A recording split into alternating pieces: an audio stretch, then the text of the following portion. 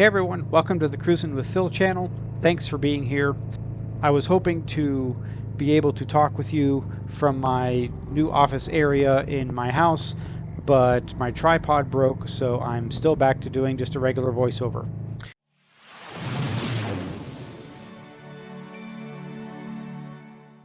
In my last video, I talked about my 1,000-mile trip in 4 days on the 2025 Honda Rebel. Two things came out of that trip. One was the seat.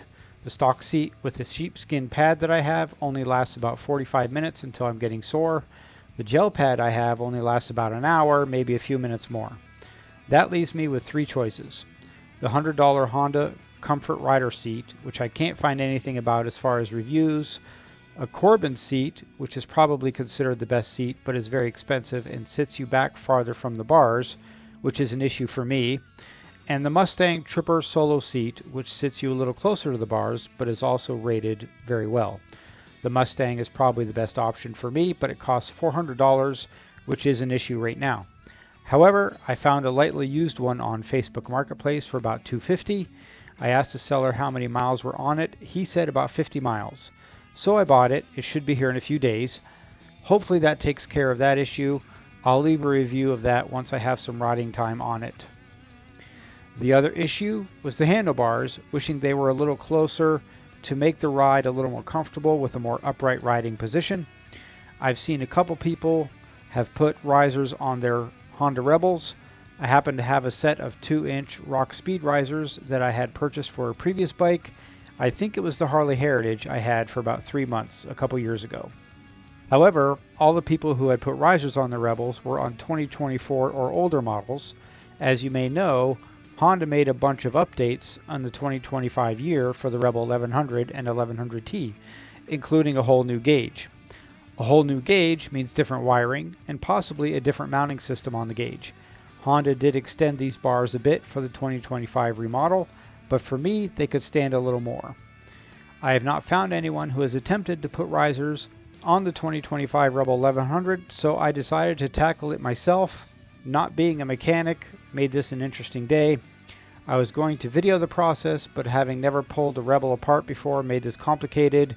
I had to stop and undo certain things and redo them, and my garage is poorly lit, so I had to keep using my phone's flashlight to see.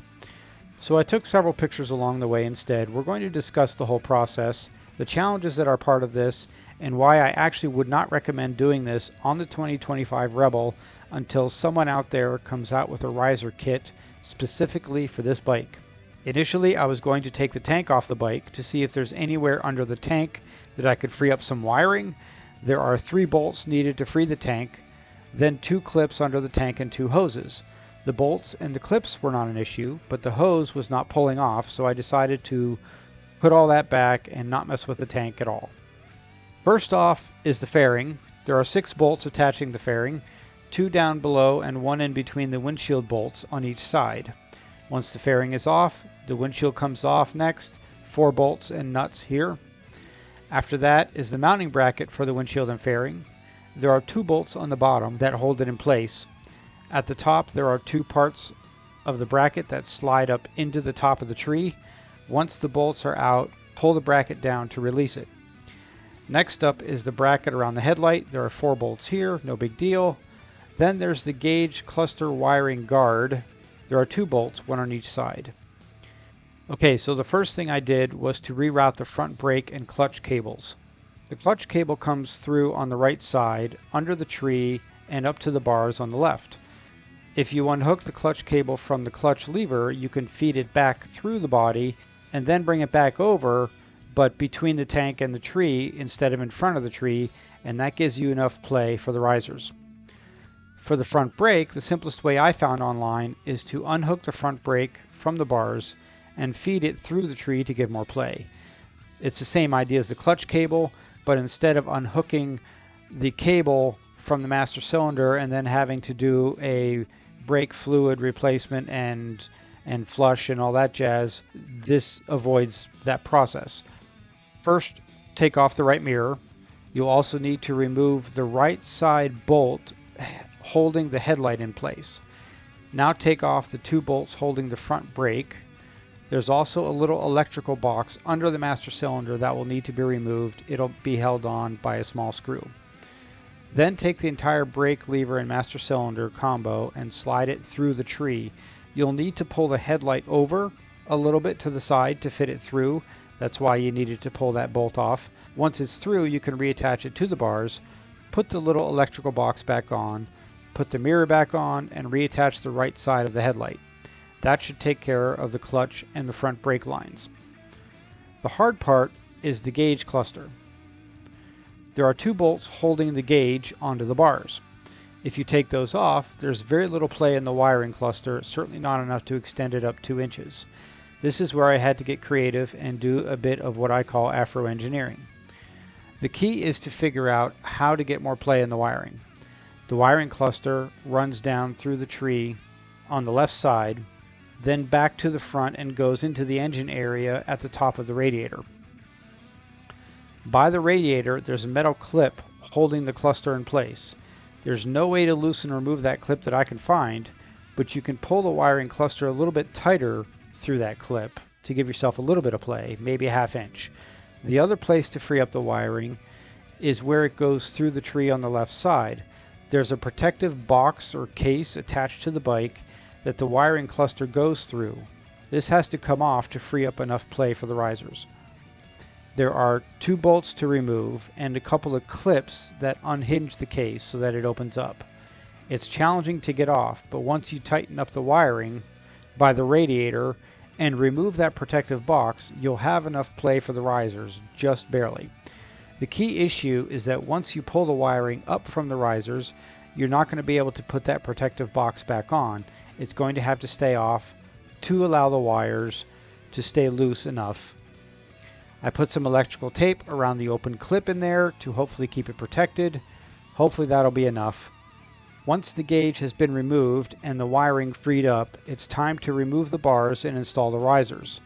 The bars are easy enough to remove at this point, with the gauge also removed and the clutch and the front brake loosened up. There are 4 bolts here.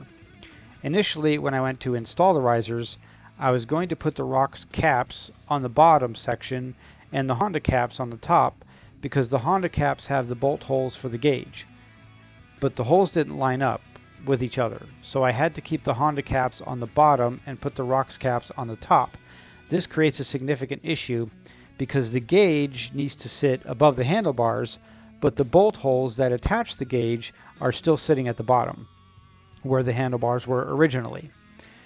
My solution was to buy a couple of U-bolts and use the metal spacer strip that comes with the U-bolts as extenders for the gauge.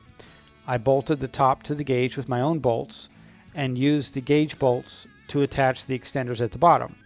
It's a bit tricky to do this. Space is very tight and it's hard to get everything tightened down. But eventually I got it all to fit. Once it was all tightened down, I put the gauge cluster cover back on, verified all the cables stayed loose when turning the bars, then basically reversed the process. Put the headlight cover on, then the fairing mounting bracket, then the windshield, and finally the fairing. So there it is. I have 2-inch risers on my 20-25-inch Rebel 1100T, but in order to do it, I had to remove the wiring protective case and leave it off and find 2 to 2.5-inch extender brackets to get the gauge up above the bars. For that reason, I really don't recommend doing this on the 2025 Rebel 1100. There's no easy way to do it, and having to leave that protective wiring box off isn't ideal.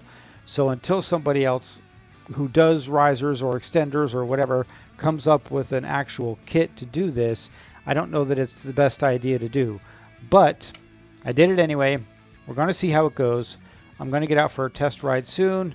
I will let you know how that went and how the Mustang seat is once I get it. Thank you all for watching. Catch you on the next one. God bless.